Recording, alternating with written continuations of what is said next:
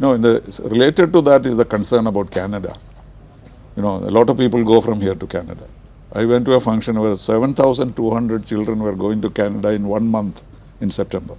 So there is some concern here as to what is happening in our relationship with Canada. Everybody understands the Khalistan issue.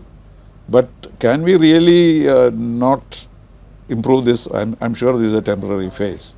But or do you think this Khalistan will really create a problem in India-Canada relations? No, we would like obviously good relations with Canada as we would like with any other, Canada is after all a G20 member, it is part of the Commonwealth, it's a country with which there's a historical relationship. Our problem arises when, for whatever reason, such countries give space in their politics for activities which directly impact our. No, that is because of the composition of the party. Yes, but 4, 6 are in the cabinet. No, but but it's like this. Look, I'm in politics. I mean, so it's not that I don't think there should not be political compulsions, but everybody, especially democracies, must temper that with a larger sense of responsibility to the world, a sense of responsibility to their own image and to their own well-being. I mean, forget us for a moment. I mean, the kind of forces which are involved in all of this, they are not good for the country where all of this will happen. I mean, today it is Canada, it could be something else tomorrow. So, but do you think a lack of appreciation of our problem in this? Well, let's put it this way: we are focused on generating that appreciation. So, we'll see where it goes. Okay, good. Finally, what is the highest point in the G20 that you consider the biggest achievement apart from the Ukraine and Russia, etc.?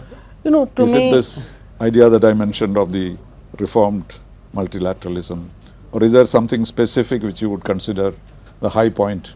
Number one, we were able to get the G20 back on track.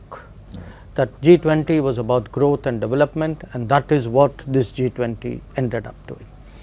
Number two, we were able to focus on the global south, not just in terms of phrases, in terms of the agenda, in terms of the outcome, and in terms of the African Union's membership, for which Prime Minister Modi really stuck his neck out. Number three, we were able to do diplomacy in a very different way.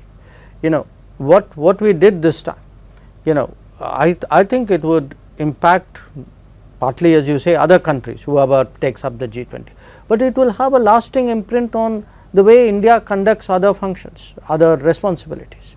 It will impact the foreign ministry and the foreign service, that they will now realize, look, there are other ways by which you can actually involve an entire country, you can shape it. The mood was visible. Yes, absolutely. There was not body language, everything. And that is why President Biden did not raise human rights. Because look, he could see what a enormous support and enthusiasm there was in the country. The last point I would say is, it has actually contributed to a greater interest in the country about the world. That by taking it out to states and cities, by making it a popular Jan Bhagidari, a kind of a popular movement, if I go to a university today, if I am sitting in, I am walking through an airport, if I go shopping today, people come up and it's not just saying politeness, I want to take a picture. They actually have questions, they have even suggestions saying, next time you must raise it. So, I feel the country has benefited from the way the G20 was conducted, is being conducted, and I think it will make us much more globally aware at the very time when actually we should be getting more deeply linked with the world. So, the long term and also the new world order. Yes, absolutely. So, I would say we have given 2 bricks to the new world order. One is our relationship with the United States.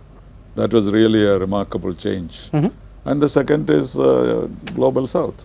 Absolutely. So, you had 2 bricks, you have to put other bricks along. It will come. And much of the credit goes to you. No, it will come, it will come. I think, look, we have today, this is a different country with a different level of confidence and a different leadership. Good. All the So very pleasure best. as always. Thank you for coming to Kerala and also participating in Asianet program. Thank you. Thank you.